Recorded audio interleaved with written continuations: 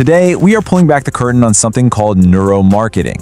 We're going to decode the invisible strings that pretty much influence everything you buy, why you buy it, and the kind of spooky part is, most of the time, you don't even know what's happening. Come on, we've all been there, right? You walk into a store with one simple thing on your list, milk. But somehow, between the dairy aisle and the checkout, something shifts. That simple trip explodes into a full-on shopping spree. And I'm telling you, that's not a lack of willpower. It is 100% by design. And that's the design we're unpacking today. Okay, so let's dive right in. To really get what's going on with that shopping cart, first, we have to understand the battlefield where these decisions get made. And that battlefield, it's your own brain. Specifically, the part that loves to run on autopilot. And here it is. This is the key. Neuromarketing isn't trying to talk to your logical, spreadsheet-making mind. Nope. It's targeting your limbic system, that ancient, emotional, gut-feeling part of your brain. See, brands aren't really selling you a product, they're selling you a feeling. And they do this using some incredibly sneaky, effective techniques. Sometimes they're even called dark patterns. We're going to expose 3 of the biggest ones: the illusion of choice, hacking your senses, and pushing your panic button. So let's get into the first one. First up is a tactic that's brilliant because it makes you feel like a genius shopper, when in reality, your choice was made for you before you even saw the price tag. Okay, imagine this. You're at the movies. You go to get popcorn, and you've got 2 choices, a small for $3 and a large for $7.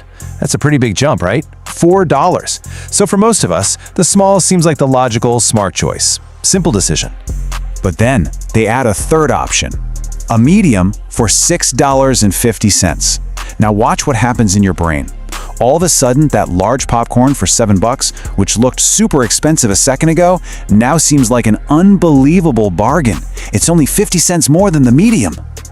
That medium popcorn, it's a total decoy. It was never designed to be the popular choice. Its only job is to change your idea of what's a good deal and nudge you straight towards the most expensive option.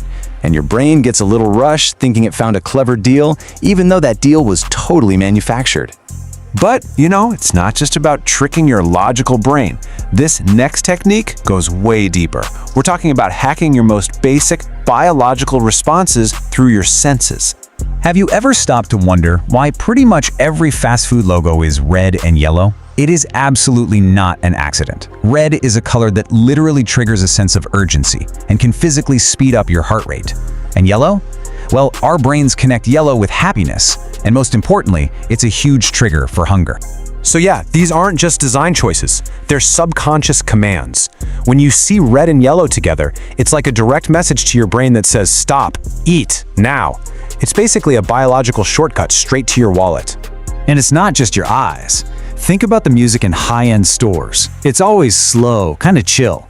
Well, studies show that slow tempo music physically makes you walk slower. And this causes shoppers to spend, on average, 29% more time in the store. And, well, more time almost always equals more spending. This last pattern we're going to talk about, it might just be the most powerful of all, because it taps directly into one of our deepest, most primal fears, the fear of missing out. You've seen this a million times when you're shopping online, right? Or maybe it's one of those countdown timers for a deal that's ending in 10 minutes. The second you see that, you feel it, don't you? That jolt of anxiety, that sudden pressure to act now. That's artificial scarcity. So here's what's actually happening inside your head. That scarcity trigger, that only 2 left, it basically flips a switch that shuts down your prefrontal cortex. That's the logical, rational part of your brain. And in the very same moment, it flips on your amygdala, which is your brain's fear center. Just like that, logic is out, and this primal fear of loss takes complete control, pushing you to buy before it's gone. So, we've looked at the decoy, the sensory hacks, the scarcity trigger. It can feel a little bleak, like we're all just puppets. But here's the good news, and it's the most important part. You can learn to see the strings. And that's the real secret here. The moment you can spot the pattern, the second you can look at that popcorn menu and say, I see the decoy. Or you feel that countdown timer and think, no, that's just fake urgency. You take all the power back. The magic trick just stops working.